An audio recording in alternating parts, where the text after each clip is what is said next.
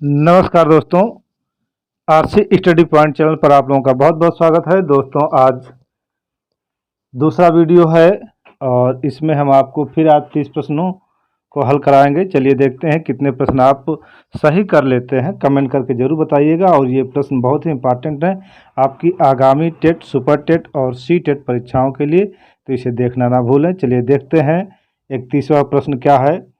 तो वह दर्शन विधि का प्रतिपादन किया था। तो वह दर्शन विधि का प्रतिपादन किसने किया था? तो इस विधि का प्रतिपादन किया था जेबी वाटसन ने। ऑप्शन ए सही होगा।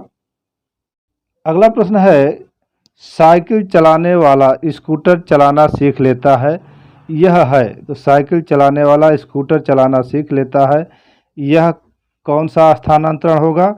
तो यह होगा धनात्मक स्थानांतरण। ऑप्शन डी सही होगा। अगला प्रश्न है, अंतः निरीक्षण विधि के प्रतिपादन कर्ता माने जाते हैं। तो अंतः निरीक्षण विधि के प्रतिपादन कर्ता माने जाते हैं वुंट को अंतः निरीक्षण विधि के प्रतिपादन कर्ता के रूप में माना जाता है। ऑप्शन ए सही होगा। 34वां प्रश्न है, किशोरावस्था बड़े संघर्ष, तनाव व तूफान की अवस्था है, यह किसने कहा? तो ये मेरे ख्याल से सबको पता होगा। यह कहा था स्टेनले हॉल ने। ऑप्शन नंबर डी सही होगा। अगला प्रश्न है, अपनी आत्मा में देखना ही अंतर्दर्शन है, उक्त कथन किसका है? तो अपनी आत्मा में देखना ही अंतर्दर्शन है, यह कथन है टीचनर का। ऑप्शन ए सही होगा। अगला प्रश्न है, टीएटी व्यक्तित्व परीक्षण की कौन सी विधि का प्रकार है? तो टीएटी व्यक्तित्व परीक्षण की कौन सी विधि का यह प्रकार है? तो यह है प्रक्षेपी विधि का। ऑप्शन नंबर डी सही होगा। 37वां प्रश्न है, शिक्षा मनोविज्ञान अध्ययन करता है। तो शिक्षा मनोविज्ञान किसका अध्ययन करता है? तो यह अध्ययन करता है मानव व्यवहार का शैक्षिक परिस्थितियों में। ऑप्शन बी इसका सही होगा। अगला प्रश्न है, राष्ट्रीय मानसिक विकलांग संस्थान स्थित है। तो राष्ट्रीय मानसिक विकलांग संस्थान कहाँ स्थित है? तो यह स्थित है हैदराबाद में। ऑप्शन बी सही होगा। अब शिक्षा मनोविज्ञान से कुछ प्रश्नों को देख लेते हैं। भारत में प्रथम मनोवैज्ञानिक प्रयोगशाला की स्थापना हुई। भारत में प्रथम मनोवैज्ञानिक प्रयोगशाला की स्थापना कब हुई थी?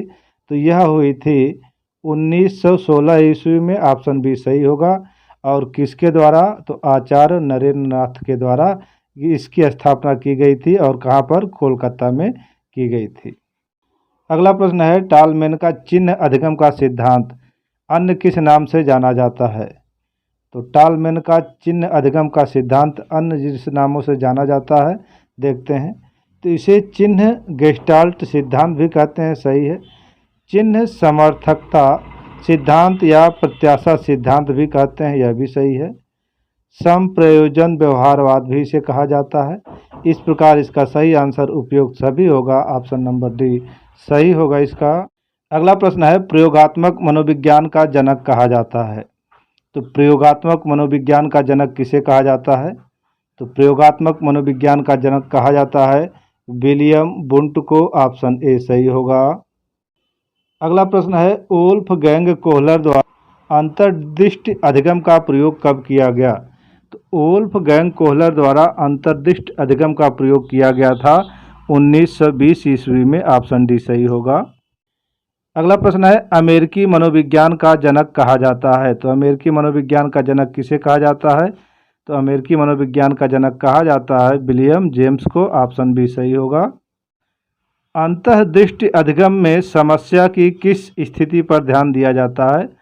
तो अंतर्दृष्टि अधिगम में समस्या की जिस स्थिति पर ध्यान दिया जाता है वह स्थिति है संपूर्ण स्थिति पर। ऑप्शन ए सही होगा। अगला प्रश्न है, जिस समूह में स्वतंत्र चर उपस्थित रहता है उसे कहते हैं। तो जिस समूह में स्वतंत्र चर उपस्थित रहता है उसे कहा जाता है प्रयोगात्मक समूह। ऑप्शन डी ऑप्शन सी सही होगा। अगला प्रश्न है, निम्नलिखित में से स्टैनले हॉल द्वारा प्रतिपादित सिद्धांत है। तो निम्नलिखित में से स्टैनले हॉल द्वारा प्रतिपादित सिद्धांत कौन सा है? तो वह सिद्धांत है पुनरावृत्ति का सिद्धांत। ऑप्शन सी सही होगा। अगला प्रश्न है, मनोविज्ञान को व्यवहार के विज्ञान के रूप में सबसे पहले परिभाषित किया गया। तो मनोविज्ञान को व्यवहार के विज्ञान के रूप में सबसे पहले परिभाषित वाटसन के द्वारा किया गया। ऑप्शन ए सही होगा। अगला प्रश्न है, किलपैट्रिक द्वारा प्रयोजना विधि का आविष्कार हुआ। तो किलपैट्रिक द्वारा प्रयोजना विधि का आविष्कार कब हुआ था? तो यह आविष्कार हुआ था 1918 ईस्वी में। ऑप्शन ए सही होगा।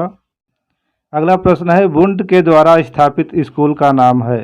तो वुंट के द्वारा स्थापित स्कूल का नाम है संरचनावाद। ऑप्शन ए सही होगा। अगला प्रश्न है, स्वप्रेरणा द्वारा अधिगम कैसे होता है? यहाँ होजा लिखा है, होता होना चाहिए।